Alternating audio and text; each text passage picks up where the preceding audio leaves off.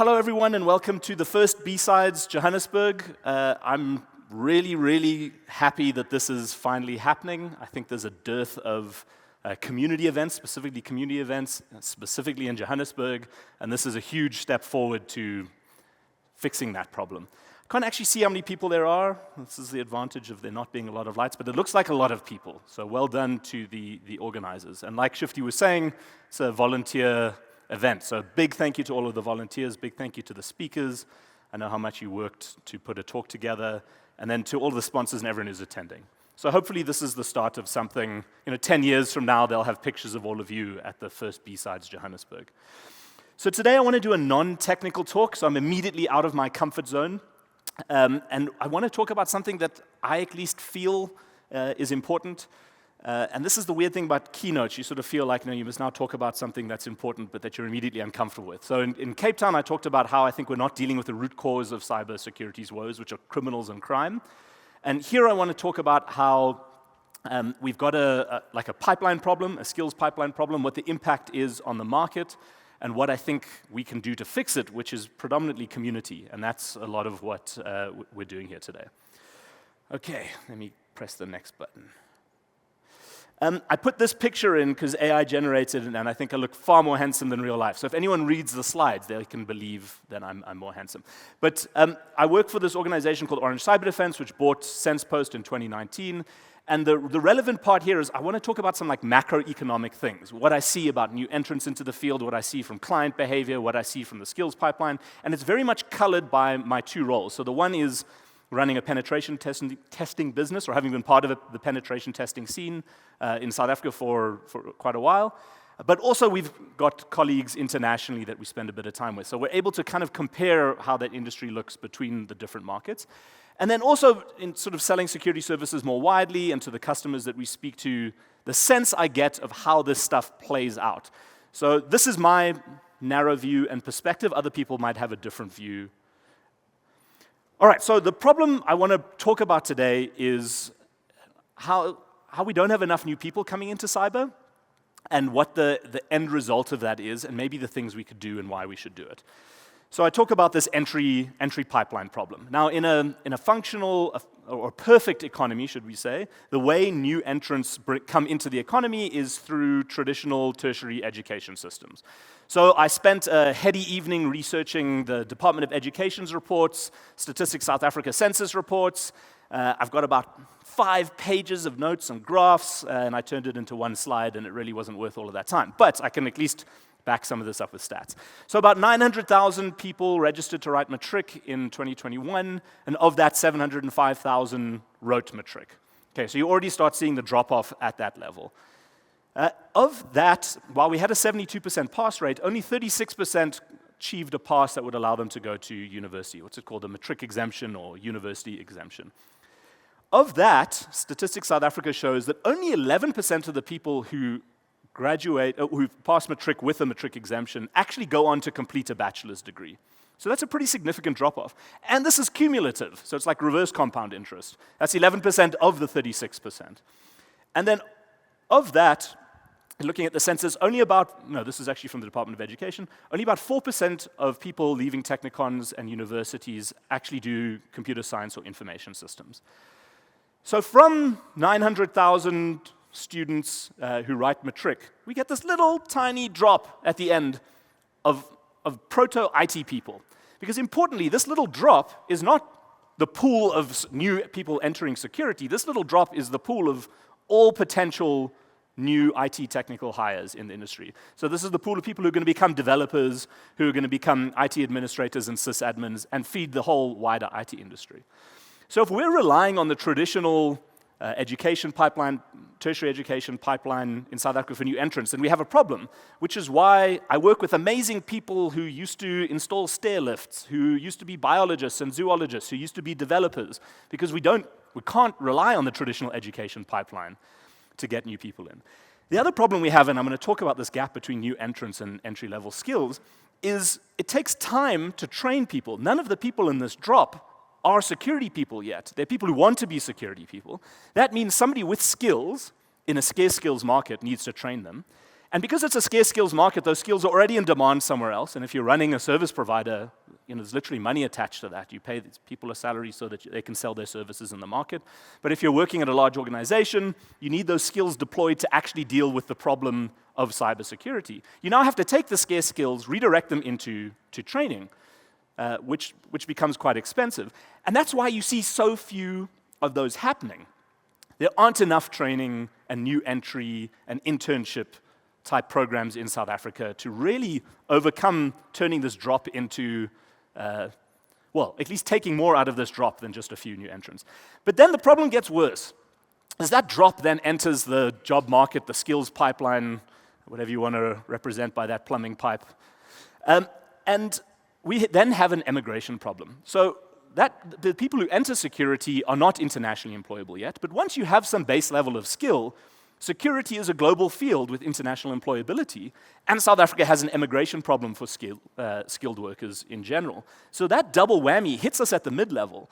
So what you see right now is that there's more senior South African cybersecurity people outside the country than inside the country. Between Australia and New Zealand and the UK and Netherlands and America and Canada, like I could put together huge teams of excellent senior cybersecurity people. But they didn't leave the country as seniors, they most of the time leave as mid-levels. So this tiny drop that we're getting of new entrants then goes into a leaky pipe where we're losing a whole bunch of people to emigration. And that problem isn't really slowing down. COVID led to a little bit of a break in it. Maybe the weird fascists rising in Europe are going to put immigration policies in place that reduce it and keep more South Africans in the country, but that's a pretty weird thing to rely on. You don't want Donald Trump to be the reason we have more cybersecurity skills in South Africa. And then you end up in a situation like this. So Charles is Angus, Angus is Charles. If you know what I'm talking about, you know what I'm talking about. But he put this on LinkedIn, so Charles is South Africa's kind of security recruiter.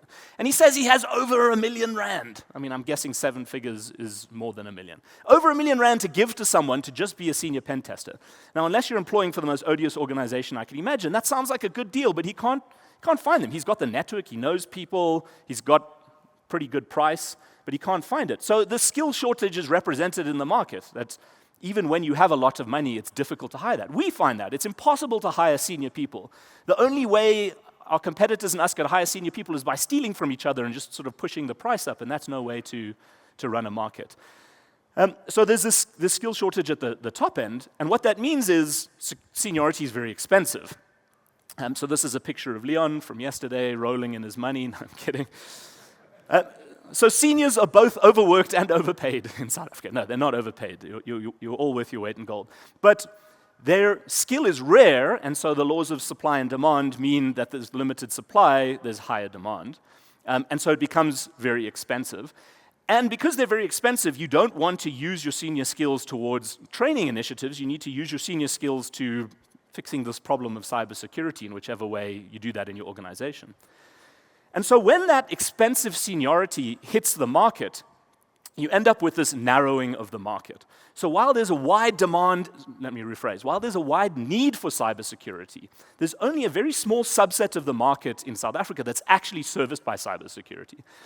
And I think it's much worse in South Africa than it is in other countries. So in places like Europe and the US, there is a meaningful group of security companies and professionals that do service the middle tier of the economy, because it's a big enough economy. In South Africa, anyone who's running a security company, these are the top 100 companies in South Africa end up as their primary client base. And so then, weirdly, you end up with this problem where the richest companies can afford this expensive niche service, and so now there's an oversupply of senior skills at this narrow part of the market, because we're not servicing the middle 1,000 companies in South Africa. So senior skills end up moving between these companies, working for services companies that deploy skills towards these companies. And now big companies have their own incentives. They're a cost center within the organization. We've seen a lot of the tech layoffs hitting the sector in the last couple of years or last year. So their budgets are shrinking. One client told me, he said, look, the budget we have this year is the same as the budget we have last year. It's just what we need to do with it has increased by 10%. So either as a supplier, you give us a 10% discount, or we go find somebody who can do 10% cheaper. There's just this reverse cost pressure. And then they have the purchasing power to be able to to do that. So we've seen in South Africa, large organizations have put reverse auctions in place to try and deliberately drive the price down, to try and get new entrants into the market, foreign entrants into the market to come and compete with people locally. And they're doing what they're mandated to do, what their governance requires them to do. And so even though there's an undersupply of skills, senior skills across the country, because we're targeting this narrow market, there's an oversupply. And you end up with this severe price pressure. But then you get other price pressures. So because there's a lack of seniority, when a big company wants to employ senior cybersecurity skills, it's a risk. It's something they have to deal with. There's a bunch of legal things on them that requiring them to deal with cybersecurity. So they've got a big budget to go and hire cybersecurity people. So they won't pay their service suppliers. Well, no, they will pay their service suppliers. They're pushing the price down to their service suppliers. But when they're actually hiring people, then they'll double their salary. We've had that. We've had people leave our organization to go to large organizations for double their salary. And I don't think we pay terribly, but it's just because they're prepared to pay outside market rates because this is a skill that they need, and senior skills are so scarce. So you end up with the price inflation on salaries going up year on year, higher than the price inflation on the market. So if you're running a company where you're trying to grow and maintain senior skills over time, and you're seeing a 10% year-on-year price inflation on people's salaries, but you're only seeing a 5% year-on-year inflation on the price you can actually charge to the market, then that's not a sustainable business. And so what you see start happening is those companies, this is something we did many years ago, is we started targeting outside of South Africa, started targeting US and Europe and things like that, because it's one of the ways to break out of that price pressure. But you see other people will start replacing South Africans with lower cost employees. So employees from India, employees from Azerbaijan, employees from Cairo, you can get senior skills that are cheaper than they are in South Africa. Because this is one of the ways to respond to the price pressure that the market's putting on them. Plus, we've got this weird situation where other countries are seen as better at cyber than us. So companies will be more willing to pay a premium for services that come from another country than for seniority based in the current country. So for example, Israel has a fantastic reputation in cybersecurity because of the kind of funding and training that they get through the military. So if you're hiring Israelis, well, they're amazing at cybersecurity, we can pay a premium for them. If you want to hire senior people in South Africa now, we can get them cheaper. And what this does is it creates a race to the bottom. And my wife said to me, no, but they're running up. And I said, no, that's the thing about a race to the bottom, is you don't want to run to the bottom. You're being forced to the bottom by a market that's putting you into this death spiral, where you're having to constantly figure out how you can lower prices. And so one of the solutions that a market might normally posit is, well, new entrants can come into the market. But it's very difficult for a new entrant to enter a market where you've either got people on the low end that have optimized their costs down to very low, where they're relying more on volume than on margins, or at the top end where you've got people senior enough that they can maybe charge a bit of a premium. It leaves no space in the middle for new entrants to come in to service the existing market, let alone where we actually need a lot of the service, which is the whole middle part of the market or the wider country. Okay, this is more economics than I'm comfortable with, and there's a bunch of flaws and holes in this, and there's, I think, a lot of detail. But I do see this impact happening in South Africa. We've had a general lowering of seniority despite a growth in new people in the industry, and that growth of new people in the industry hasn't matched what we actually need to service the industry, and then we have too few people being serviced this way. And the people who benefit the most in a race to the bottom are the criminal, the corrupt, and the charlatans. So in any industry, you could say, you get what you pay for. There's cheap and cheerful at the bottom, and then there's some maybe more high-tier premium service providers. But there's been an actual incident in South Africa where a known criminal was running a forensics company he was using as a front to break into organizations. This actually happened. That's not made up. And if that's what you have to turn to is to start funding security business, no, I don't think that was actually driven by the market. I think it's because the guy was a criminal. But that's one of the ways. Those are some of the people who can start to flourish in a race to the bottom. And then, of course, we live in South Africa. We know all about corruption. If you're finding it difficult to compete, then make sure you're offering things outside of maybe traditional contracting to see if you can get the work. And then charlatans, either maliciously or unknowingly, why do the work of spending 5 years training someone to turn them into a mid-level or a senior if you can spend 2 years and say they're a senior and then charge a cheaper price? So that ends up happening with this race to the bottom. And it ends up just hurting us as South Africans. Instead of cybersecurity people being able to charge for their appropriate skills at the appropriate level, we've got this weird mixing of the market while everyone's trying to service too few people with this race to the bottom. And what it does is this exit of skills from South Africa, this inability to bring new people in and train them up rapidly, this inability to put enough slack into the system to have people to do training, forces us into a situation where we're dependent upon and consuming the work and innovation of others rather than from our own community. So most people in cybersecurity, you can't do your job without Googling things constantly during the day. I remember the first time I had to do a project for a client where they insisted we put our screen up on a projector.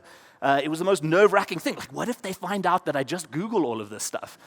After a little while, you realize that's what everyone does.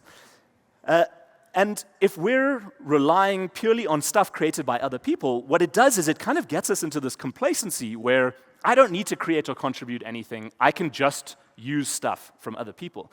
But that creates two problems. The one is we just get used to that, and then we lose that skill, that reflex, that muscle to creating new things.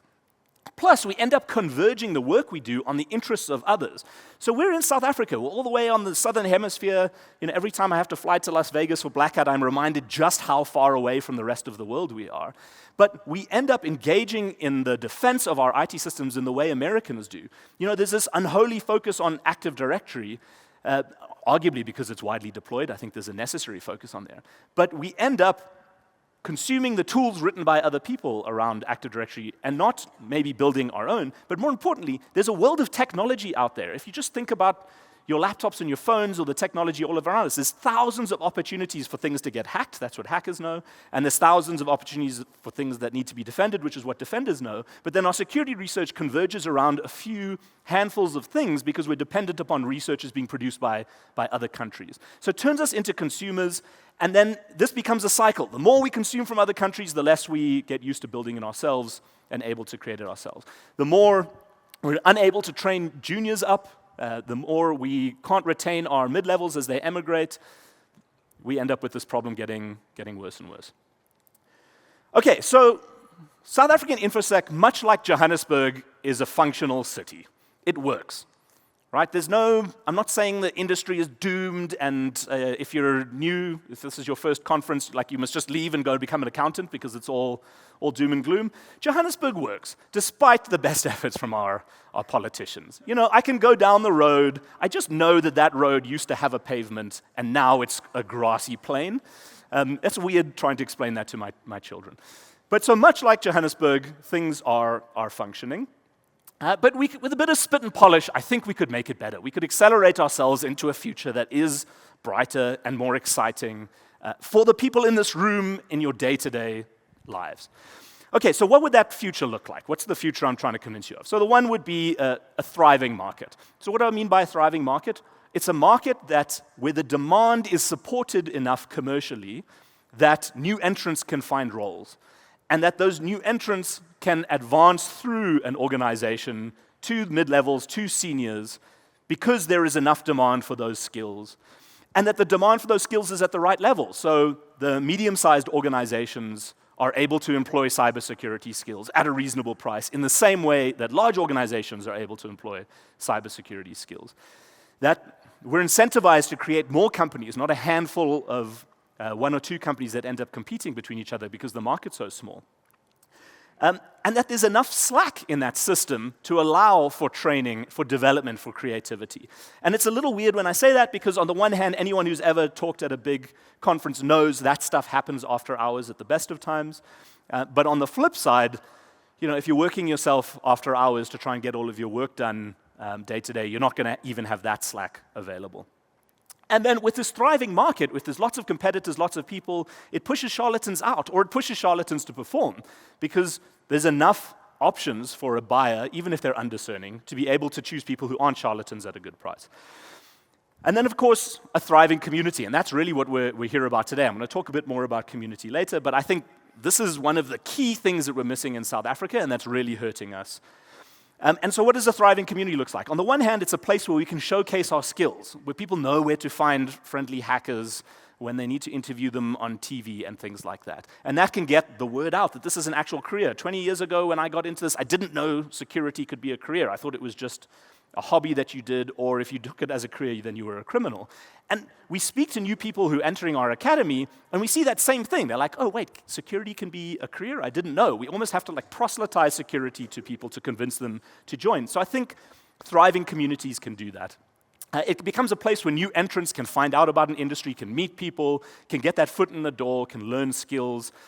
Those of you here who have hiring budgets, it's a place for you to look for people that you want to hire.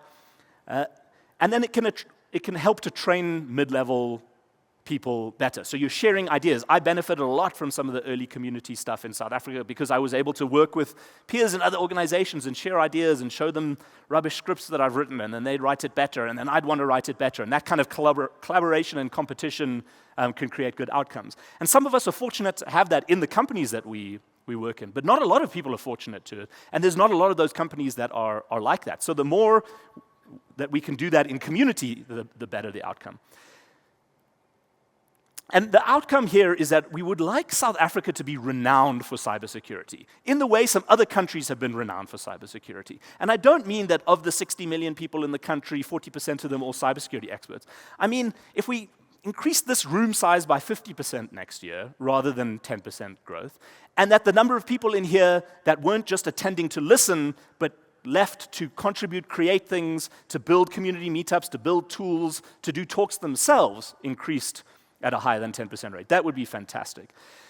I think that would also help us to attract foreign organizations to pay for South African skills. That's a nice way to bring Forex into the country, but again, it brings relief from that price pressure and not having to face a small economy in a small market.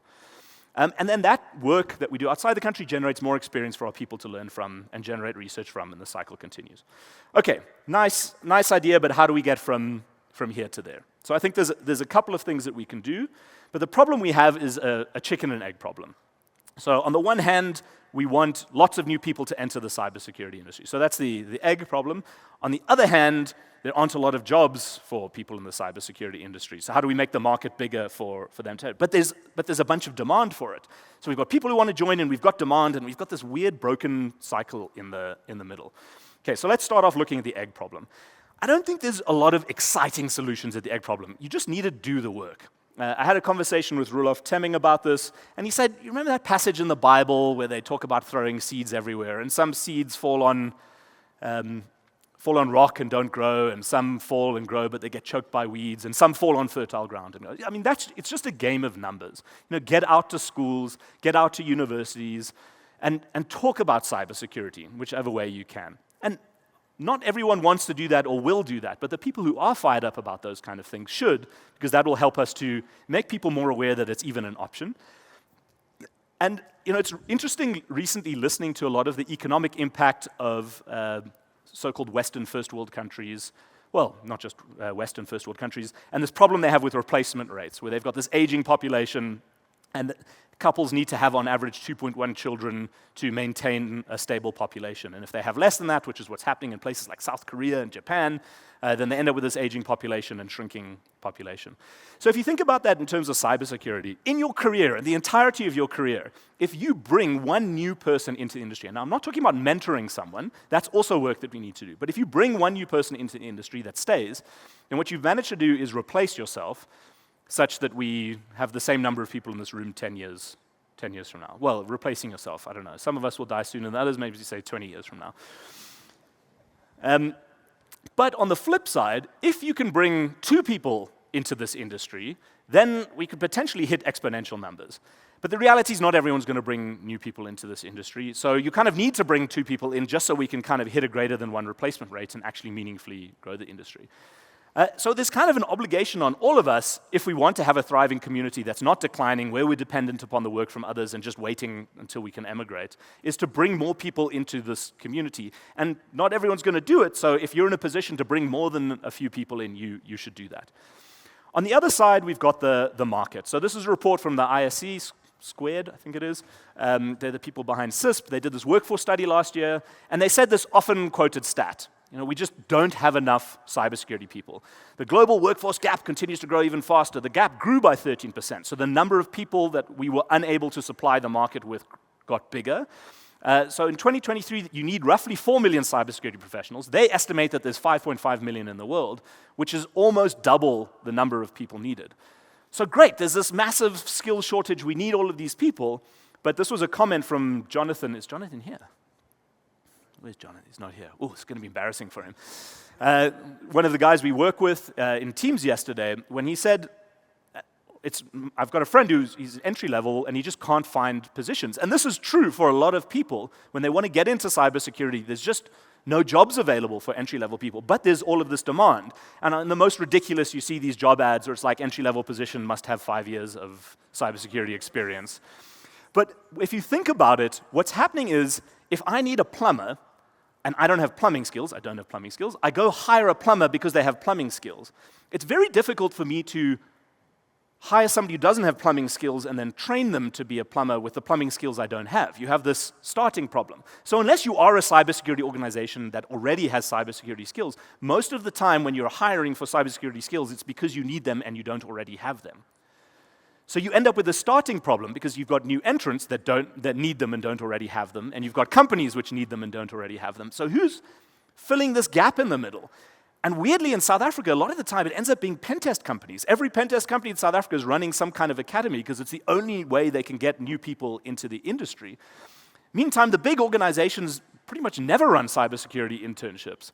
I can count on one hand the number of cybersecurity internships that have been run by the large companies who have the biggest cybersecurity need, because they've got a big enough budget that they can just go hire a senior person at an exorbitant rate, rather than putting that budget towards training and getting new people into the country. We run a cybersecurity academy that costs us an eye-watering amount of money. When people have asked us, can we do it for them, we show them the price it costs us, and they go, it's no too expensive. I'm like, we're a tiny little company, how are we affording it? So you can't have this gap filled by pen testing companies. We need more people who have skills to have enough slack in the market to be able to train people up and create space for new entrants. Now, I don't think it's all down to companies. I think community can be magic. Magic. I've never been a magician or a plumber. So communities can fill some of these things. They can provide, I've mentioned it before, they can provide places for new people to find out about security, for new people to get the foot in the door. They can provide mid-level people who aren't at companies with lots of other senior people a place to work with their peers, learn things, and improve. And for senior people, and I really want to encourage this for senior people, it can be a place where you can get research ideas, it can push you to achieve more, and you can collaborate. It's totally worth engaging as a senior person, and I'll tell you why shortly. But the quality matters. So having an expensive commercial conference where they invite the regional head of EMEA sales, what to come talk at the keynote is not the right kind of community. There's a place for that for sure, but if that's what you're relying on, you're going to have a bad time because it's very expensive, so it means the new entrants can't attend, and the kind of knowledge sharing you get there isn't necessarily the kind of knowledge sharing you need to advance people in the way that you want to. The other thing is, while conferences like this are fantastic, it ends up being one way. You have a speaker on stage that's talking to everyone, and everyone hopefully learns something from that speaker. So I'm talking about the other talks, not mine. But what you really need is a community where everybody is sharing with each other. I think the Sense posters are getting sick of me saying this, but if you have 3 people who learn 3 things, then collectively we've learned 3 things. If you have 3 people who take the time to share that with the others, then collectively we can learn 9 things. So you can end up with exponential learning very quickly, which is how you can ramp junior people up to mid-level people up much faster if you engage in this communitarian sharing stuff. And this is where meetups like Hex Coffee, I run a Hex Coffee, so I'm a little biased here with Shifty and Jared, who actually do more work towards it than I do. But when I first created it, I wasn't working for SensePost, and I was really jealous of what was happening at SensePost. So I thought, well, let me create a meetup so I can at least hang out with the SensePosters. But it also became a really useful way for me to learn things, get ideas, and push me further. It's been hugely beneficial to me in my career, and I think it can be very beneficial to the rest of you. So I really would ask that you all engage in community, whether it's starting up new communities if the existing ones don't work for you. Those of you who live in Pretoria, where is Hex Coffee, or whatever you want to call it, Pretoria? Driving to Joburg is just a pain in the ass. Those of you who work next door to where we have Hex Coffee in Sandton, why don't you come round sometime? And if you're going to rely on international conferences, that's getting increasingly difficult. So this was a calculation we did internally to figure out how much it costs us to send people. So we're sending 18 people to Black Hat. It's funded differently on a different model. And the ticket right now is 51,000 Rand. 51,000 Rand. I'm sorry, it's just shocking. And it's partly because of the deflation of the rand against the dollar that keeps hurting us as the rand weakens and weakens. It's because of the cost of fuel driving airplane prices up post-COVID. There's this kind of vicious circle coming together to make it just outrageously unaffordable. I mean, what could you do for 112,000 rand? Auto Trader yesterday told me I could get these cars. Like, this could meaningfully change the life of somebody who's currently unable to get to certain offices because taxis don't go there or it takes too long, in a way that Black Hat wouldn't. I mean, I think Black Hat's a great conference and you can learn a lot from it, but you're not going to get from it what a car could give you if you don't have it. So if we're relying on commercial conferences internationally, you're going to have a bad time. It's increasingly unaffordable and unapproachable, and it's certainly not going to get us to this point where we can turn this water droplet into some kind of sustainable skills pipeline. The other thing we have is, like, the second it's shiny and flashy and you have to pay money for it, we're all in. Let's do it. The second it's grungy and a community event, it's like, nah, I'm washing my hair that day. We've got a problem, particularly in South Africa, where existing people in the industry don't support community events as much as they should have. So I'm preaching to the converted, because you're all here supporting this event. But when I look at some of the other conferences in South Africa where they're able to attract 700 people, where are they? Why aren't they here? Why were they happy to spend the price of a DEF CON ticket, 10,000 rand, to attend another commercial conference and not this one, when arguably I think there's better speakers at this one? Why is it that HexCon, for its 7th year, has only just cracked 100 people? This is a fantastic community conference that's almost free to attend. I think they started putting ticket prices on. That we don't support enough. People need to support these things. And I think what we end up with is the situation where seniors or people with existing skills climb up a ladder in the mountain that somebody put there, and then they take the ladder with them. So this may be a little uncomfortable, but all of you who are practicing security people, despite the benefit that you can receive by attending security conferences, I think you have an obligation to join security meetups and security events. It shouldn't be that Hex Coffee has 20 people who are mostly juniors trying to get into the industry. I can count on one hand the number of seniors that regularly attend that to share their knowledge and wisdom with the group of people. We need more people to engage in that sharing so that you have a more thriving community, so that it benefits you in your collaboration research, so it benefits you in hiring and finding cool people to work with. There's all of these other benefits that come from it. Shouldn't have to convince you to turn the car before it goes off the cliff.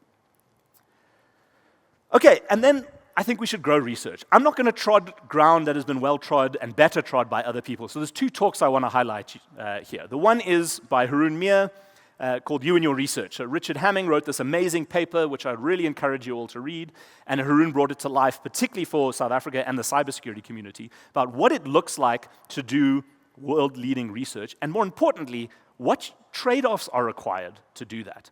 How do you get there to do world-leading research? It's a fantastic talk, and I'd really recommend you reading it. There was another fantastic talk by Leon Jacobs at HexCon last year called Your Contributions Today, where if Haroon was talking about the how, Leon was talking about the why. Why should we contribute to this industry? What are the benefits to you personally and to the wider community? They're both fantastic talks that I'd recommend checking out. I'd like to add 2 things to our research view. So the one is what I mentioned earlier. I think we should use our differences from the rest of the world to differentiate the kind of security research that we can do. We don't need to follow in the footsteps of American and European researchers for our entire careers. There is a world of stuff out there that can be hacked and has problems. You just need to go and look at it. So use our differences as an advantage to contribute. And then the other thing is, I really think we need to do more to support South African companies and South African researchers when they're playing on the international stage. We should think of them like the Springboks. When Jason Jordan is in US and Washington teaching people, teaching US practitioners about forensics, we should go, that is like the bomb squad of forensics in South Africa. That guy's awesome. Let's support him. When we see Things Canary doing incredible stuff on the international stage, we should give them a round of applause and support them and promote them. Because beyond just supporting our peers, it also helps to position South Africa as able to provide high-end cybersecurity skills, which makes us attractive to an international audience, which then brings some of these benefits here. So I'd really encourage you to both engage in research and support those who are publishing on the stage. Okay, and then one of the responses you get with this is all nice, but South Africa has bigger problems. We're on a mission to get rid of pit latrine toilets from schools, and now we're talking about cybersecurity skills. There's such a huge disconnect between those two, and this one is obviously so much more important than this one. We need to fix all of those first. But I don't think that's necessarily true. I think we can have an outsized impact in cyber without fixing all of the problems in South Africa. And I want to show you with graphs, because everyone is always convinced by graphs. Okay, so UNESCO does the science report every couple of years. The last one they did was in 2021, and they had a subset of the report looking at Southern Africa, so our peer organizations. And so what you've got is, this is the number of scientific publications by country over the last couple of years since 2011. And you can see South Africa's right at the top, 21K publications in 2021, so many more than our peer states that they actually had to change the scale to demonstrate the next one with Tanzania at 1,700. And then you can see there's the pack lower down. So the first takeaway here is South Africa already publishes a lot of research. And now this isn't necessarily just cybersecurity research, this is everything from biotech to energy and all sorts of things. But we've already got a train that's working on some level. You don't need to fix every problem in South Africa to be able to publish research. And then I want to show how you can make an outsized impact in a niche field like cybersecurity by using two examples, Mauritius and Cameroon. So, South Africa versus Mauritius. We are 600 times, off by one era, 600 times bigger than Mauritius. They have 2% of the population of us, okay? But when it comes to research into biotechnology, my brain had a fart, you can see that they're a huge outlier. Now, this is adjusted to be per capita because of the population differences, but per person, they publish, or per million, far more scientific research papers into biotechnology than the rest of us. What's also interesting is that there's two measurements there, the blue dot and the orange dot. The blue dot was 2012, 2015, and the orange dot is 3 years, the next 3-year period. So that dot has moved substantially. In 3 years, they were able to generate this outsized impact. So despite having a much smaller population, they were able to become outliers in a niche industry. If you look at that UNESCO chart, Mauritius is somewhere down at the bottom over there. So they aren't publishing the most, but they're publishing enough for people to go, what's going on in Mauritius that they're able to do this at this level? But then people will say, well, you know what? They have a higher GDP per capita than us. They've got more money. Since 2010, I've got an idea what's happened since 2010, they managed to separate from us from GDP. Obviously, we have a higher GDP overall, but per capita, they have a higher GDP. So that's why. They've got more money. Okay, let's look at Cameroon.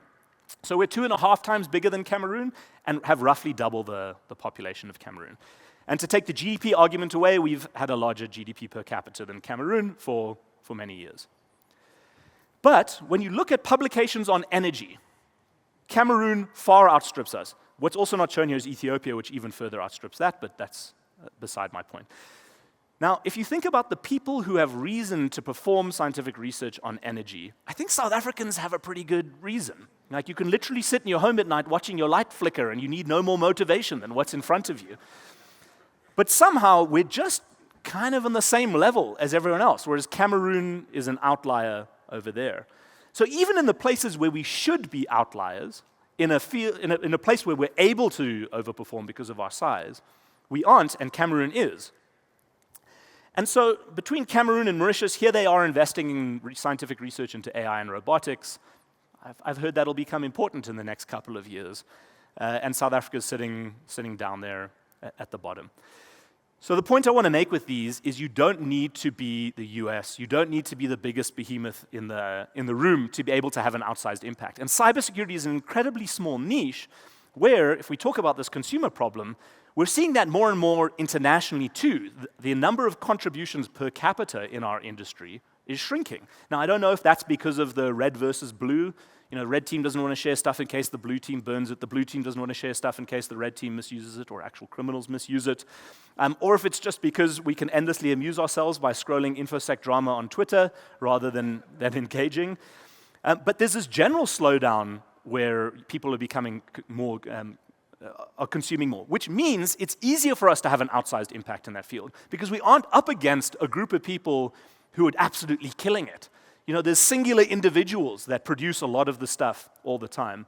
And as Charles, somebody I work, one of the founders of Sensource, pointed out to me many years ago, if you if you look, you'll see that those people actually change quite often. People come, they do some research, and then they stop, and then somebody... But we get this idea that there's this whole group of people producing massive amounts of research all the time. It's not necessarily true. So if we can create some sustained output from South Africa, it can be pretty amazing. And then lastly, I think embers can create fires. And what we need is some people who are maybe prepared to engage in this a little more than others. I think there's takeaways here for everyone, whether you're in a corporate buying services, whether you're a senior looking for meetups to attend or contributions to make at a research level. There's all sorts of ways that you can contribute.